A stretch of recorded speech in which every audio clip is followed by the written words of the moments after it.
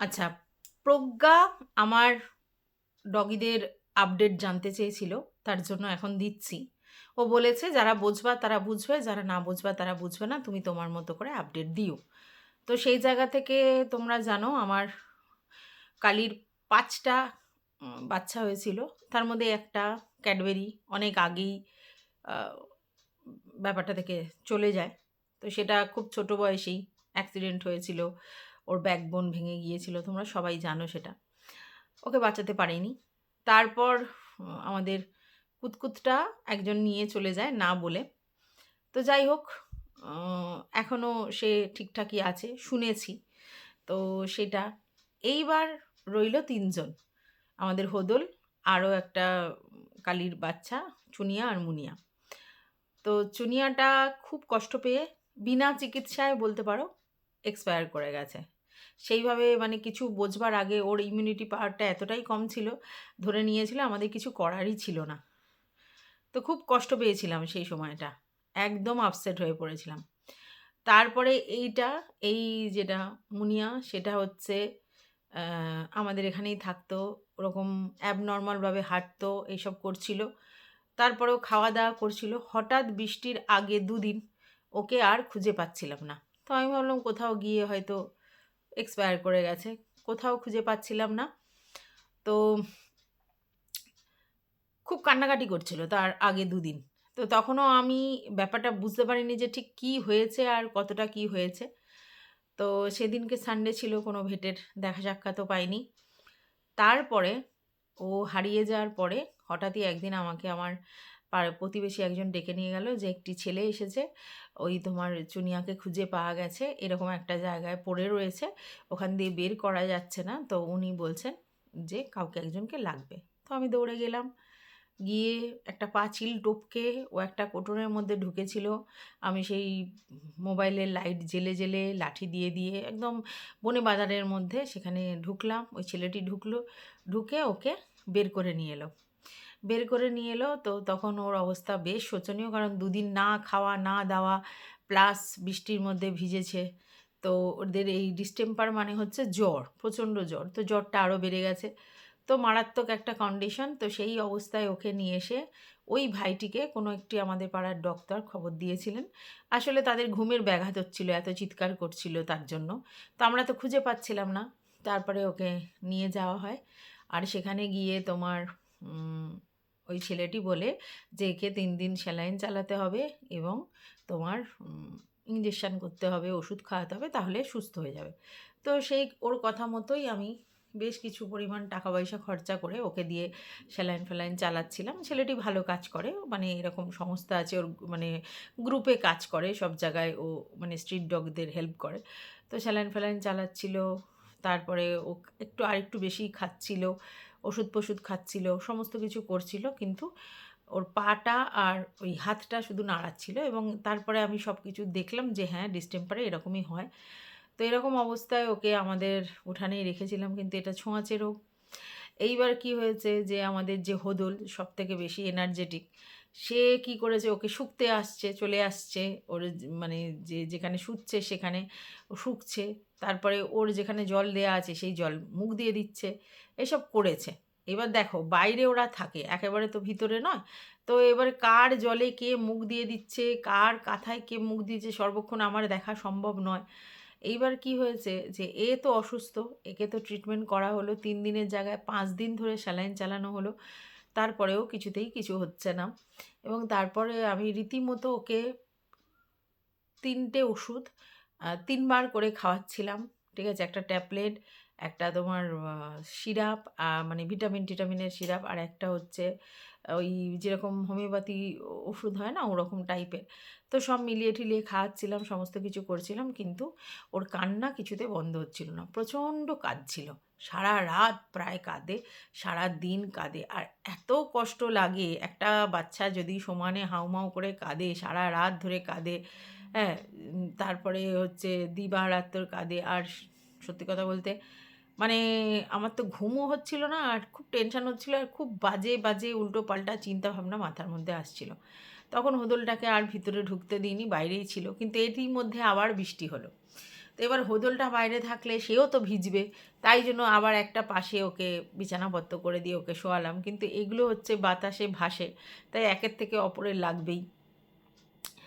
তো এইবার ওকে আমরা হচ্ছে কালকের না পরশু দিনে হচ্ছে তোমার তুলে দিলাম, পরশু দিন ওকে তুলে দিলাম। গাড়ি কথা বললাম অবলার সাথে, বলে ওকে তুলে দিলাম এবং ওর সমস্ত যা যা প্রসেসিং করে ওকে দিলাম। তারপরে দেখলাম যে হোদলের তো চোখের মধ্যে পিছুটি কাটছে, আর বাবু বললো দুবার বমি করেছে। তারপরে দেখলাম ও একটা পা যেন কেরকম খুঁড়িয়ে খুঁড়িয়ে হাঁটছে। তখন বুঝলাম ও যতই শক্তিমান হোক, যতই ওর ইমিউনিটি পাওয়ার হোক, বাড়িতে রেখে ওকে ট্রিটমেন্ট করাতে পারবো না। তার প্রথম কারণ হচ্ছে ওকে স্যালাইনটা কী করে চালাবো? ও তো সুস্থ সবল এমনি, ওকে ধরা যাচ্ছে না কিছুতে। তো সেই অবস্থায় ওর হচ্ছে তোমার ওকে ওষুধ খাওয়াতে পারছি না। কালকের খুব কষ্ট করে আধা চিপি ওষুধ খাওয়াতে পেরেছি, বাদবাকি সময় ও আমাদের নাস্তানাবুদ করেছে, বাবানের কথাও শুনছে না। ওষুধও কিছুতে খাবে না, পালিয়ে যাওয়ার চেষ্টা করছে। এবার বেশি চাপাচাপি করতে পারছি না, ও যদি আমাদের উপর রেগে গিয়ে কামড়াকামড়ি করে দেয় তাহলেও সেটাও একটা বিপদ। তো কী করব ঠিক করতে পারলাম না। কাল প্রায় ৩টে পর্যন্ত ছেলে আর আমি মিলে আলোচনা করলাম। কখনো রাগ হচ্ছে, কখনো এ হচ্ছে। মানে আমার ছেলে দিতে চাইছিল না অ্যাকচুয়ালি। বলছিল এখানে বসে ট্রিটমেন্ট করাতে। কিন্তু ও তো কথা শুনছে না। ও তো ওষুধ খাচ্ছে না। এবারে দেখো বাচ্চারা বলেছে ঠিক আছে, কিন্তু বাচ্চারা তো ওগুলো করতে পারবে না। করতে হবে আমাকে টেক কেয়ারটা। তো আমি সত্যি কথা বলতে পারছিলাম না ওর সঙ্গে যুঝতে। তারপর অনেক কষ্টে মন শক্ত করে আজকের ওকে পাঠানোর ব্যবস্থা করলাম। এবারে ১:৩০টার সময় আসে। এসে ওকে নেওয়ার জন্য প্রথমে বাবু কোলে করে নিয়ে ওকে খাঁচার ব্যবস্থা করে পালিয়ে গেল, ঢুকলো না, হিসু-ঢিসু করে নেমে এলো। তারপর মুখে একটা ওই জাল টাইপের পরিয়ে ওকে, সে জাল কিছুতে বাঁধতে দেয় না, কোনো রকমে আমি জালটা বাঁধি। জাল বেঁধেও কিছু হয় না। তারপরে ওকে ও ঘুরছে। তারপর আমাদের যেই ভদ্রলোক এসছিলেন তিনি বললেন যে, "আপনারা যদি ওকে খুব ভালোবাসেন আর যদি কষ্ট দেখতে না পান তাহলে প্লিজ ঢুকে যান।" তাই আমি বললাম, "কী হবে?" তো ঢুকে গেলাম। তারপরে সেই চিৎকার। তার মানে ওই যে একটা ওরা সেই দড়ি দিয়ে লাঠি দিয়ে একটা কী করে না, ওর গলার মধ্যে ফাঁসটা দিয়ে ওটাকে টেনে টেনে নিয়ে আসছিল, কাঁদছিল বীভৎস। সে এক করুণ দৃশ্য। কিন্তু কিছু করার নেই, ওদের আর কোনো হেল্প মানে তুলতে পারছে না তার। ও ভীষণ মানে হেলদি টাইপের কুকুর, তুলতে পারছে না। তারপরে কোনো রকমে সেরকম করে তো আবার পটি-ফটি করে ফেললো। ভয়েতে আর কি, নার্ভাস হয়ে গেছে। কারণ ও ভাবছে আমাকে কোথায় নিয়ে যাচ্ছে। কারণ ও তো একেবারে শুয়ে পড়েনি, অনেকটা স্ট্রং। তো এই অবস্থায় আমার ছেলে কোনো রকমে খাঁচার মধ্যে ঢোকালো। তারপরে ওরা নিয়ে গেল। তো খুব করুণ দৃষ্টিতে তাকিয়েছিল। আমার ছেলে বলল যে, "আমার প্রতি ওর আর ফিলিংস থাকবে না। আমি ওকে জোর করে পাঠালাম।" এইসব হচ্ছে। কিন্তু কিছু করার নেই। মানে আমি আর অন্য কোনো ওয়ে পাচ্ছিলাম না। কারণ দিনের পর দিন ও ডিটোরিয়েট করবে, ও অসুস্থ হয়ে পড়বে, ওরও এরকম পা ফায়ের এরকম অবস্থা হবে। তাহলে তো খুব মুশকিল। যদিও আমাদের ওই ভদ্রমহিলা বললেন যে ডিসটেম্পারে 90% চান্সেস থাকে না, 10% চান্সেস থাকে। তো স্ট্রং কুকুর বলে আপনারা বলছেন, ঠিক আছে আমরা চেষ্টা করব। কিন্তু হসপিটালে কী হবে কি না হবে জানি না। তবু মনের জোর নিয়ে মনকে শক্ত করে ওকে পাঠিয়ে দিলাম। কারণ এইভাবে দগদে দগদে আমার চোখের সামনে ব্যাপারটা হবে আমি সত্যি নিতে পারবো না। কারণ হাতে করে ছোটোবেলা থেকে মানুষ করেছি তো, ভীষণ টেরিফিক ব্যাপারটা। তার জন্য পারবো না, তাই দিয়ে দিলাম।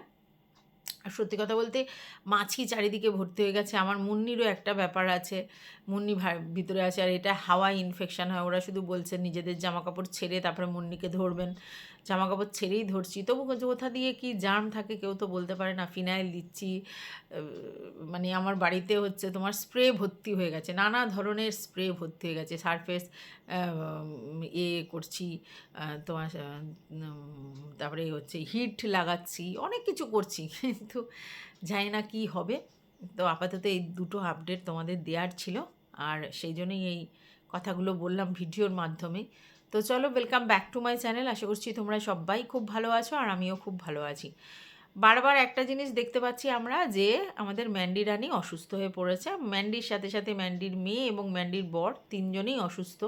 তো তার মধ্যে ম্যান্ডির মেয়ে ভালো হয়ে গেছে। ম্যান্ডি জ্বর নেই বলছে, কিন্তু হাত পা কাঁপছে এবং মাথা ঘুরছে, মানে লো প্রেশার বলতে পারো বা অসুস্থই। জ্বর হয়ে যাওয়ার পরে মানুষের শরীরে উইকনেস কাজ করে, তো সেটাই ওর হয়েছে। আর মুখে রুচি আসছে না, জ্বর হওয়ার পর এরকম হয়। তো সেইগুলো হচ্ছে, এখন আবার ধুম জ্বরে পড়েছে হচ্ছে ম্যান্ডির হাজব্যান্ড। তো যাই হোক, এবার এখানে আমার কিছু কথা বলার আছে, সেটার জন্যই ভিডিওটা করতে এসেছি। তো ম্যান্ডি লাস্টে কিছু কথা বলছে যে আমার আর আমার মায়ের মধ্যে ভালো অ্যাডজাস্টমেন্ট আছে, কোনো প্রবলেম নেই, ঠিক আছে, আমরা নিজেদের মধ্যে অ্যাডজাস্টমেন্ট করে নিয়ে চলছি।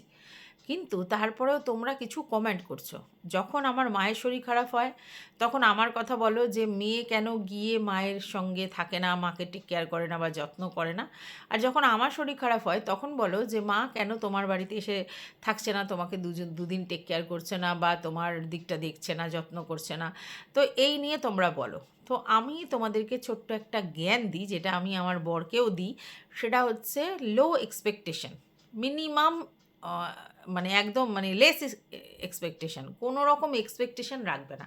আমি তোমাদেরকে অনেকবার এই কথাটা বলেছি, সরি, অনেকবার বলেছি যে জীবনে আমরা যদি খুশি থাকতে চাই বা খুশি থাকতে চেষ্টা করি, তাহলে আমাদের যেটা করতে হবে সেটা হচ্ছে আমাদের নিজেদের উপরে কনফিডেন্ট হতে হবে, নিজেদেরটা নিজেদেরকে করতে হবে। বাদবাকি কারোর থেকে এ করে দেবে, এ দিয়ে দেবে, ও আমাকে এই করে দেবে, এই যে এক্সপেকটেশন, এটা করাটা উচিত নয়। সেটা আমিও তোমাদেরকে বহুবার বলি, আর এটা খুব সত্যি কথা। তুমি যত কারোর থেকে এক্সপেকটেশন করবে, যত ফিলিংস রাখবে, যত ইমোশনালি অ্যাটাচড থাকবে কারোর থেকে, তত তুমি কিন্তু বেশি হার্ট হবে। তোমার যদি মনে হয় যে আমার ছেলে বড় করছি, আমি মানুষ করছি, আমি ওকে সমস্ত কিছু দিয়ে বড় করেছি, তাহলে রিটার্নে সেও সেরকম করবে, তাহলে তুমি ভুল ভাবছো। যদি করে, সত্যিই তোমার কপাল ভালো, বা তুমি সত্যি মানে প্রচণ্ড পূর্ণ করেছো আর কি, পুণ্যাত্মা, যে তার জন্য তোমার এটা হচ্ছে। এবং এখনকার দিনে যে মানে জেনারেশনের ছেলে মেয়েগুলোকে দেখি, তাদের মধ্যে কিন্তু এই এক্সপেকটেশান বা এই ইমোশনটা অনেক কম। তাই তুমি যে ইমোশন রেখে তোমাদের সন্তানদের মানুষ করেছো বা বাবা মাকে টেক কেয়ার করেছো, সেইটা যে তোমার ছেলে মেয়েও করবে, এর কিন্তু অ্যাসুরেন্স কিছু নেই। আর যখনই তুমি এই এক্সপেকটেশান করবে যে আমি তো আমার হাজব্যান্ড, তার বাচ্চা মানে সন্তান, তারপরে আমার মা বাবার জন্য বা শ্বশুর শাশুড়ির জন্য টেক কেয়ার করেছি, যারা যেটা করেছে, তাহলে তারা কেন রিটার্নে আমাদের সেটা দেবে না, মানে আমাদের ছেলেমেয়েরা। এইখানেই প্রবলেম। এই এক্সপেকটেশনটা কিন্তু কেউ করবে না। আমি অনেককে বলেছি যে এই যদি এক্সপেকটেশনটা তোমরা নিজেদের মধ্যে থেকে সরিয়ে দিতে পারো, দেখবে তোমরা সত্যিই অনেক স্যাটিসফাইড জোনে থাকবে। এটা সত্যি খুব বড় মূল মন্ত্র জীবনের। জীবনে তুমি চলতে গিয়ে তোমার কর্তব্য তোমাকে করতে হবে, বাট তুমি যদি মনে করো তোমার জন্য কেউ কর্তব্য করবে, এগিয়ে আসবে, তখনই তুমি হার্ট হবে। কারণ তুমি যতটা এক্সপেকটেশন করবে, এক্সপেকটেশন সবসময় বাস্তবের থেকে বেশি হয়। তো সেইটা বাস্তবে সেটা হবে না, আর তখনই তুমি ভেঙে পড়বে। তার জন্য এই যে আজকের ম্যান্ডি যে কথাটা বলেছে, এটা সত্যিই দামি কথা, এবং এটা সবসময় আমি তোমাদেরকে বলে থাকি। আর এটাই করতে বলেছে ম্যান্ডি। বলেছে তার যে সারাক্ষণ হাসি মুখে চলা বা এই যে সবসময় পজিটিভ থাকা, তার পিছনে নাকি এটাই রিজন। তো সেটা ম্যান্ডি ভালো বলতে পারবে, সেটা আমার বলার দরকার নেই। কিন্তু ম্যান্ডি ভিউয়ার্সদেরকে বারণ করেছে। আচ্ছা, ম্যান্ডি কিন্তু দুদিন আগে একটা কথা বলেছিল যে আমি ভিডিও করি আমার ভিউয়ার্সদের জন্য। সে পজিটিভ বলতে পারে, নেগেটিভ বলতে পারে।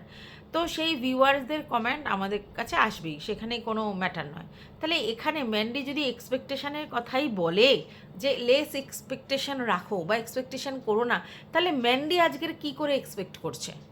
ম্যান্ডি কী করে এক্সপেক্ট করছে যে তার কথাটা তার ভিউয়ার্সরা শুনবে বা মানবে, বা তাদের ভিউয়ার্সরা এই ফিলিংসটা রাখবে যে তারা এগুলো বলবে না? ও তো বলেইছে নেগেটিভ পজিটিভ দুটো কমেন্টই আসবে, এবং এটাই সোশ্যাল মিডিয়ার রুলস, যে তুমি একটা ভিডিও করবে, যেই ভিডিওটা দেখে সবাই তোমার সঙ্গে হ্যাঁতে হ্যাঁ মেলাবে না। কিছু লোক তোমাকে সাপোর্ট করবে, কিছু লোক তোমাকে সাপোর্ট করবে না, এবং যারা সাপোর্ট করবে না তারা তোমাকে এই ধরনের কমেন্টই করবে। তাহলে আজকের ডেটে তুমি যখন এত বড় একটা চোঁতা জ্ঞান দিলে, তাহলে সেই জ্ঞানটা তুমি নিজের মধ্যে অ্যাপ্লাই করছো না কেন? যে ভিউয়ার্সদের থেকে আমি এক্সপেকটেশন রাখবই না, তারা ভালো কমেন্ট করেছে মানে আমার জন্য খুব ভালো, আর নেগেটিভ কমেন্ট সেটা নিয়ে আমার মাথা ব্যথা নেই। তাহলে কি করে আমি ভিউয়ার্সদেরকে এসে বলি তোমরা এমন কমেন্ট করো না? কেন বলি? ভিউয়ার্সরা যে কোনো খুশি কমেন্ট করুক, ইগনোর করো, ডিলিট করো, ব্লক করো, হাইড করো, তোমার কাছে তো অপশান আছে। তাহলে সেই জিনিসটা তুমি এসে বোঝাতে বসলে কেন? তাহলে তোমার কি এক্সপেকটেশন আছে ভিউয়ার্সদের থেকে? তোমার কি এক্সপেকটেশন আছে যার জন্য তুমি এসে এই ধরনের কথা বললে? যেখানে তুমি বলছো এক্সপেকটেশন না রাখতে, সেখানে তুমি ভিউয়ার্সদের থেকে কেন এক্সপেকটেশন রাখছো? আর এটা তো বাস্তব যে আজকের যখন আমরা আমাদের ফ্যামিলির কারোর অসুস্থ কেউ হয়, তখন তার আশেপাশের লোকেরা তাকে টেক কেয়ার করবে, এটাই স্বাভাবিক। তো সেই জন্য আজকের যখন মা অসুস্থ হয়, এটা খুব সবাই এক্সপেক্ট করবে যে ম্যান্ডি গিয়ে তার মাকে সুস্থ সবল করবে, এটা স্বাভাবিক ধরবে। আবার ম্যান্ডিও যখন অসুস্থ হবে তখন তার মা টেক কেয়ার করবে, এটাই স্বাভাবিক সবাই ভাববে, তাই না? যেখানে অনেকেই দেখেছে যে ম্যান্ডির বাড়িতে রান্না হলে ম্যান্ডি ভালো মন্দ কিছু রান্না বাটিতে করে তার মায়ের জন্য তুলে রাখে, সে খাসির মাংস হোক, কোনো মাছ হোক, যাই হোক তুলে রাখে। এবং এটাও শুনেছি ফ্রিজে 2 দিন 3 দিনের মাছ রয়েছে, কারণ মা আসেনি, আমি প্রতিদিনের মাছই তুলে রেখেছি রান্না করে, মা আসলে একসাথে দেব। তার মানে ধরো মা প্রতিদিনই প্রায় ওদের বাড়িতে আসে এবং সেই যে ডিশটা তুলে রাখে সেটা দিয়ে দেয় ম্যান্ডি। কিন্তু কিছু কিছু দিন হয় যে ম্যান্ডির মা প্রায় অনেক দিন আসে না, তখন যে ডিশগুলো তুলে রাখে মানে বিশেষ করে মাছ মাংস, তো সেগুলো একসাথে ম্যান্ডি ওর মাকে একসাথে পাঠিয়ে দেয়। তাহলে এখান থেকেই বড় প্রশ্ন যে যখন তুমি তোমার ভালো মন্দ রান্না হচ্ছে তুমি তোমার মায়ের জন্য আলাদা করে তুলে রাখছো, সেখানে তোমার শ্বশুর বাড়িতে তোমার শাশুড়ি, ননদ এবং বাচ্চা, শ্বশুর, তোমার নন্দাই এরা আছে। তো এরম হতে পারে যে সবাইকে দেয়া তো পসিবল নয়, কিন্তু যেদিন খাসির মাংস হয় বা যেদিন ভালো মন্দ মাছ হয়, বাচ্চাটার নাম করেও তো 2 পিস তুলে দিয়ে যায়। দিয়েছে? দেখিয়েছে? না। তাহলে এই এক্সপেকটেশনটা কোথা থেকে আসবে বলো তো? এই এক্সপেকটেশনটা ম্যান্ডির কোথা থেকে আসবে যে আমার শ্বশুর শাশুড়ি আমার যখন শরীর খারাপ হবে আমাকে দেখবে? কিন্তু তুমি চিন্তা করো, ম্যান্ডি শরীর অসুস্থ হয়েছে, রান্না করতে পারেনি, তার শাশুড়ি তার ননদ কিন্তু তাদের কাছে বলেছে আমরা তোমার কাছে খাবো, সঙ্গে সঙ্গে কিন্তু তারা হাসি মুখে ওদেরকে ভাত বেড়ে সামনে দিচ্ছে। তো এই জায়গায় লোকে বলবে না যে যেই মায়ের জন্য তুমি এত কিছু করছো এবং সেই মাকে তুমি হেল্প করছো, ফিনান্সিয়ালি হেল্প করছো, এটা করাটা স্বাভাবিক, মায়ের জন্য করবে না তো কার জন্য করবে? এবং সেইখান থেকে তারা মানে হচ্ছে তোমার মায়ের জন্য তুমি খাবার দাবার তুলে রাখছো, সেখানে তোমার সামনেই শ্বশুরবাড়ি, সেই শ্বশুরবাড়ির লোকজন সবার জন্য না হোক ওই বাচ্চাটার জন্য 2 পিস তুলে রাখা যায়। তাহলে সেখানে তোমার মায়ের জন্য তুলে রাখছো আর ওদের জন্য তুলে রাখছো না, অথচ তুমি যখন অসুস্থ হচ্ছ তখন তোমার মা ড্যাং ড্যাং করে চলে যাচ্ছে আর তোমার শাশুড়ি তোমাদের রান্না করে খাওয়াচ্ছে। তো সেই জায়গা থেকে কথাটা বলেছে। এইবার তোমার মা যদি কোনো কালেই তোমার বাড়িতে না থাকতো বা তোমার মায়ের অন্য লাইবিলিটিস আছে, তোমার দাদা, বোন বা তোমার বাবা কারোর জন্য আছে, তাহলে বোঝা যেত। তোমার মার একার সংসার, সেই সংসারে তোমার মা তোমার মায়ের ঘর দৌড় যাই আছে সেই সব নিয়ে কাজ করে, আর একটা কাজ করে কি, এটা পুতুল তৈরি করে। তো মা যদি 2 দিন 4 দিন ঘর টর ঝাড় দেওয়া বা পরিষ্কার পরিচ্ছন্ন না করা করে, এবং মা যদি এসে মেয়ের বাড়ি 10 দিন থাকে, অসুবিধা কোথায়? হ্যাঁ, এইবার তোমরা বলতে পারো যে কাজটা কি হবে, যে কাজটা নিয়ে সেটা সন্ধ্যেবেলা করে মেয়ের বাড়িতে অনায়াসে করা যায়, তাই না? যেখানে মেয়ে 2 দিন ছিল না বলে মেয়ের বাড়িতে তার মা থেকে ঘরকন্না সমস্ত কাজ, তার মেয়েকে দেখা সমস্ত কিছু করেছে, তাহলে মা যদি আরও 5-7 দিন থেকে যেত, যখন মেয়ের এবং বাচ্চার অসুবিধা হচ্ছে বা সবাই ওরা অসুস্থ, তাহলে রান্নাটা করা বা বাড়ির অন্য কাজগুলো করলে ক্ষতিটা কী হতো? তাহলে স্বাভাবিক ও ধুম জ্বর এই অবস্থায় যদি ওর মা চলে যায় এবং বলে যে তার বাড়িতে তার সংসারের কাজ আছে, তাহলে ব্যাপারটা ভীষণই দৃষ্টিকটু। আমি জানি ম্যান্ডির পক্ষে গিয়ে তার মায়ের সেবা ওদের বাড়িতে করা সম্ভব নয়, কারণ ম্যান্ডি ওই রকমভাবে সেবা পরায়ণ নয়। ম্যান্ডি যেটা করতে পারে সেটা হচ্ছে টাকা কামিয়ে টাকা দিয়ে লোককে হেল্প করতে পারে, কিন্তু সেবা পরায়ণ, টেক কেয়ার যে মেন্টালিটি সবার তো সমান হয় না, আমারও সেরকম একটা নেই, আমি সত্যি কথা বলছি। আমি টাকা পয়সা দিয়ে সমস্ত কিছু করতে পারি, কিন্তু প্রতিদিনের যে টেক কেয়ার সেটা করতে পারি না। যদিও আমার মায়ের সময় করতেই হয়নি, বাবার বেলা একটা সপ্তাহ করতে হয়েছিল, তো সেটা খুব মানে খুবই সামান্য আর কি, ঠিক আছে? তো তবু আমার বোন বা আমার বর অনেক বেশি কেয়ারিং এইসব ব্যাপারে, মানে কেয়ারটা খুব ভালো করতে পারে। আমি আবার এটা অতটা করতে পারি না, আমি ভীষণ নার্ভাস হয়ে যাই, কান্নাকাটি করে ফেলি, মানে সিন ক্রিয়েট হয়ে যায় আমার দ্বারা। তো যাই হোক, সবার তো সব কিছু সমান হয় না। তো হ্যাঁ, এবার ডাক্তার ফাক্তার দৌড়াদৌড়ি ওই সবগুলো আমি করতে পারি, সবাই তো সবটা পারে না। তো সেখানে যখন ম্যান্ডি এরকম অসুস্থ এবং মেয়েটিও অসুস্থ, ম্যান্ডির মা দেখেছে যে মেয়েও অসুস্থ, ওনার মেয়েও অসুস্থ, তাহলে এই মতো অবস্থায় ম্যান্ডির মায়ের চলে যাওয়াটা সত্যি শোভনীয় হয়নি, সেটা কোনো প্রয়োজন ছিল না। আর দুদিন যদি উনি থেকে যেতেন, ওনার সংসারে বিশাল কিছু প্রবলেম হয়ে যেত না। হ্যাঁ, ঘর মোছা হয়তো হতো না বা কিছু হতো না, বা ঠাকুর দেয়াটা ঠিকমতো হতো না, সেটা হতো না, কিন্তু তাছাড়া খুব একটা অসুবিধা কিছু হতো না। তো সেই জায়গা থেকে ভিউয়ার্সরা যে কথাটা বলেছে বা যে দাবিটা রেখেছে, সেটা কিন্তু খারাপ দাবি রাখেনি। তো সেখানে আবার ম্যান্ডি এসে তার ভিউয়ার্সদের বলছে, তোমরা এরকম কথা বলো না, আমাদের মধ্যে অ্যাডজাস্টমেন্ট আছে। তোমাদের মধ্যে যদি অ্যাডজাস্টমেন্ট ঠিক জায়গায় থাকে, মানে বন্ডিং ঠিক জায়গায় থাকে, সে মায়ের সঙ্গে হোক আর শাশুড়ির সঙ্গে হোক আর স্বামীর সাথে হোক, তাহলে সেখানে কোন ভিউয়ার্স ভিডিও দেখে কি দুটো কথা বললো, তাতে কি সত্যি কিছু যায় আসে? আসে? যদি আমার আর আমার হাজব্যান্ডের মধ্যে বন্ডিং ঠিক জায়গায় থাকে, তাহলে পাড়ার লোক যদি দুটো চারটে কথা বলেও আমার আর আমার হাজব্যান্ডের সম্পর্কের ব্যাপারে, তাতে আমাদের সম্পর্ক কি কোনো জায়গা থেকে স্ট্রং জায়গা থেকে উইক হয়ে যাবে? কারণ আমাদের সম্পর্ক তো পাড়ার লোকের কথায় চলবে না, বা আজকের ভিউয়ার্সদের মন্তব্যে তো আর সংসার চলে না, সংসার সংসারের মতো করে চলে। তো সেখানে নিজেদের মধ্যে ম্যান্ডি বলছে তাদের আন্ডারস্ট্যান্ডিং খুব ভালো, তারা দুজন একে অপরকে বোঝে, মানে মা আর ম্যান্ডি। তাহলে সেই জায়গায় এরা যদি কোনো কমেন্ট করে, তাতে কি আসা যায়? তাহলে ম্যান্ডি আবার এখানে এসে বলছে তোমরা এরকম ধরনের কমেন্ট করো না, মানেটা কি? মানে কেমন অদ্ভুত লাগছে না? যে বলছে কোনো এক্সপেকটেশনই রেখো না, সে আবার এই কথাটা কেন বলছে? এই জায়গাটাতেই সমস্যা। তো যাই হোক, এরকম কথা ম্যান্ডি বলছে যে তোমরা হচ্ছে এরকম ধরনের কথা বলো না। তাই আমাকে এই কথাটা বলতে আসতে হলো যে ম্যান্ডি কি করে এই কথাটা বলছে, যেখানে লেস এক্সপেকটেশন রাখতে বলছে, সেখানে ভিউয়ার্সদের কাছ থেকে কেন এক্সপেক্ট করছে যে ভিউয়ার্সরা তার কথা শুনতে বাধ্য হবে, বা ভিউয়ার্সরা তাদের মন্তব্য ওর কথাতে চেঞ্জ করবে, বা ভিউয়ার্সরা এই ধরনের মন্তব্য করবে না?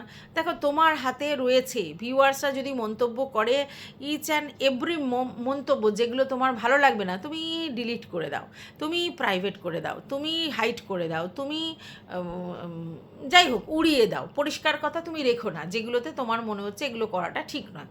তুমি অন্য কাউকে কেন বলবে যে এরম করো না, ওরম করো না, সেরম করো না? ব্যাপারটা কেন ওরা অদ্ভুত দৃষ্টিকটু শুনতে লাগছে, মানে শ্রুতিকটু লাগছে না? হ্যাঁ, জ্ঞান দেওয়ার সময় জ্ঞানটা দিয়ে দিলে যে এক্সপেকটেশান রাখবে না, অথচ ভিউয়ার্সদের থেকে এক্সপেকটেশান, সেটা কি কথা?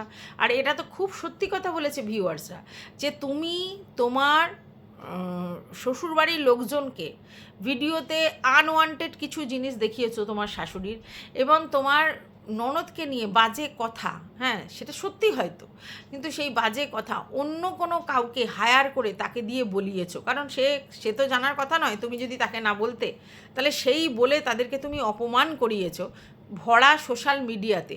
তারপরেও তারা কিন্তু সেগুলোকে তোমার এবং তোমার বরের মুখ চেয়ে ব্যাপারটা নিয়ে কিন্তু কিচ্ছু সিন ক্রিয়েট করেনি। উল্টে আমরা যেটা সোশ্যাল মিডিয়ায় দেখছি, যে তারা কিন্তু তোমাদের বিপদে সব সময় তোমাদের পাশে এসে দাঁড়িয়েছে, এবং এই বিপদে, মানে যখন শরীর খারাপ, রান্না করতে ইচ্ছা করছে না, এমতো অবস্থায় যদি শাশুড়ি মা মানে দুবেলার রান্না করে দেয়, জানো এটা কতটা বড় হেল্প, প্রচণ্ড বড় হেল্প। এবার অনেকেই বলবে যে ও কি ওর শ্বশুর শাশুড়ি ননদের জন্য কিছু করে না? ও করে বলেই তো ও পায়। অবশ্যই ম্যান্ডি তার শ্বশুর শাশুড়ির জন্য করে, কন্ট্রিবিউশন তো ডেফিনেটলি আছে, সেটাকে অস্বীকার করার জায়গা নেই, কিন্তু ম্যান্ডি তো নিজেই বললো যে ও করে কিন্তু এক্সপেক্ট করে না, তাহলে ও তো নিজে এই কথাটা বললো, তাহলে সেই জায়গায় ওরা তো ওদের এক্সপেকটেশনের ঊর্ধ্বে চলে গেছে, এবং পরের দিনও বলেছে যে আবার কি রান্না করে দেবো, আজও কি রান্না করে দেবো?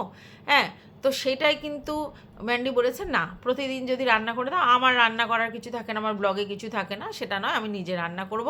তার মধ্যে ও সবজি কাটতে পারছিল না, যদিও ম্যান্ডি কিন্তু আগেই বলেছে সবজি কাটা ওর সব থেকে মানে বাজে কাজ লাগে, ওর ভালো লাগে না। তো ওর মাকে দিয়ে ও সবজি কাটায়, তোমরা দেখেছো অনেক, ওর দিদিরা এসেছিলো তখন ওর মাকে দিয়ে সবজি কাটিয়েছিল, আগের দিন রাত্রিবেলা ওর মা এসেছিলো, তো সেখানে বললো যে সবজি কাটার জন্য ও ছোটো মার কাছে যাবে, পেঁপে দিয়ে সোয়াবিন করবে, পেঁপে আলুর তরকারি দিয়ে সোয়াবিন দিয়ে, আমি জানি না এটা কেরম খেতে হয়, তো সেই জন্য, আর মাছ খেতে ওর ভালো লাগছে না কোনোভাবেই, তো সেই জন্য মাছ মাংসর কথা শুনলেই অন্যরকম লাগছে, তো মাছ মাংস নয়, শুধু এরকম সবজি ফবজি দিয়েই খাবে। তো তোমার লাগছে না মাছ মাংস, কিন্তু তোমার হাজব্যান্ড বা তোমার মেয়ের তো খেতে ইচ্ছা করতে পারে, তোমার ভালো লাগছে না বলে তুমি রান্নাই করবে না? এটা কি মানে তুমি হতেই পারে তোমার মাছ খেতে ইচ্ছা করছে না, মাংস খেতে ইচ্ছা করছে না, মানে শুনেই কীরকম লাগছে। তো তাহলে তোমার খেতে ইচ্ছা করছে না বলে আরও দুজন যে উইক আছে তাদের তো মাছ মাংসের প্রয়োজন, প্রোটিনের প্রয়োজন, তাদেরটাও তুমি স্কিপ করে দিলে। না, একদিন না খেলে কিছু যায় আসে না, কিন্তু বলছি কথার কথা। তাহলে তোমার ইচ্ছে করলেই তুমি ভালো মন্দ মাছ মাংস রান্না করবে, তোমার যদি ইচ্ছে না করে খেতে তাহলে আর তুমি মাছ মাংস রান্না করবে না। কিন্তু তুমি খুব ভালো করেই জানো যে বাচ্চাদের এবং আজকে তোমার বরের যে রোগটা হয়েছে তাকে প্রোটিনটা দিতে হবে। তাহলে সেটা কোথায় কি আমি বুঝে পেলাম না। তো যাই হোক, সেখানে শিউলি পাতার বড়া, উচ্ছে ভাজা, আর হচ্ছে তোমার সোয়াবিন দিয়ে আলু দিয়ে পেঁপে দিয়ে একটা তরকারি। আচ্ছা, বাচ্চারা কি এরকম খেতে চায়? আমার তো মনে হয় না বাচ্চারা এরকম খেতে চায়। জোর করে খেতে পারে কিন্তু খেতে চায় না, কারণ উচ্ছেও তিতো, শিউলি পাতাও তিতো, দুটো তিতো, সে খেতে চাইবে না। আচ্ছা, তার সঙ্গে সোয়াবিন আলু পেঁপে দিয়ে তরকারি, তার সঙ্গে সে যখন পোস্ত ভালোবাসে বা অন্য কিছু ভালোবাসে সেসব কিচ্ছু নেই, মাছও নেই, ডিমও নেই, তাহলে তার খেতে ইচ্ছে করবে কী করে? তো জানি না এরা কিভাবে চলে, মানে ওর খেতে ইচ্ছা করছে না তাই আর কোনোই রান্না হবে না। আমরা এটাও জানি যে ও দোকান থেকে অনেক সময় অর্ডার করেছে, কি মায়ের হোটেল না মায়ের কি থেকে অর্ডার করেছে, তো সেটাও ওই দেখলাম না। বাচ্চাটার জন্য অন্তত কিছু করে দেওয়ার বা অর্ডার করার দরকার ছিল, কারণ বাচ্চারা এরম ধরনের খাবার খেতে চায় না। তো যাই হোক, তারপরেও করেছে এবং বললো আমার মাকে আমি ডাকিনি, তারপরেও আমার মা এসেছে এবং মা এসে সবজি নিচে কাটছে, আমি উপরে এসে কথা বলছি, ম্যাগি আর মটরশুঁটি দিয়ে খাচ্ছি, কারণ আমার ভারী ভারী ওষুধ খেতে হবে, তার জন্য আমি টিফিনটা ভারী করছি। তো ঠিক আছে। আর ও ছোটোবেলা থেকে নাকি ম্যাগি খেতে ভালোবাসে, এরকম আঠা আঠা ম্যাগি, তো সেটা করে খেয়েছে, সেটা আমাদের সামনে দেখালো। তো এইবার আমার বক্তব্য, তোমার মা নিজের থেকে এসছে, তোমাকে সবজি কেটে দিয়েছে, মায়ের মন, মা হয়তো মেয়েকে দেখতে এসেছে, সব ঠিক আছে, কিন্তু দুদিন যে মা আরও বেশি থাকতে পারতো, এটা যেসব ভিউয়ার্সরা বলেছে তারা কোনো জায়গা থেকে ভুল কথা বলেনি। এটা স্বাভাবিক ব্যাপার যে মেয়ের এই লেভেলে শরীর খারাপ, মেয়ে একটা জায়গা থেকে জার্নি করে এসেছে, তো সেই জায়গায় মেয়ে তার বাচ্চা দুজনের শরীর খারাপ, তখন তো স্যান্ডির হয়নি, তো সেই অবস্থায় মায়ের থাকার ব্যাপারটা ছিল, কর্তব্যটা ছিল, যেহেতু তার অন্য কোনো পিছুটান নেই। তো এটা কোনো জায়গা থেকে ভুল কথা নয়। তো এটাই আমার এই ভিডিওতে বক্তব্য ছিল। তোমাদের যদি কিছু বক্তব্য থাকে অবশ্যই কমেন্ট বক্সে জানাবে। ততক্ষণের জন্য টাটা।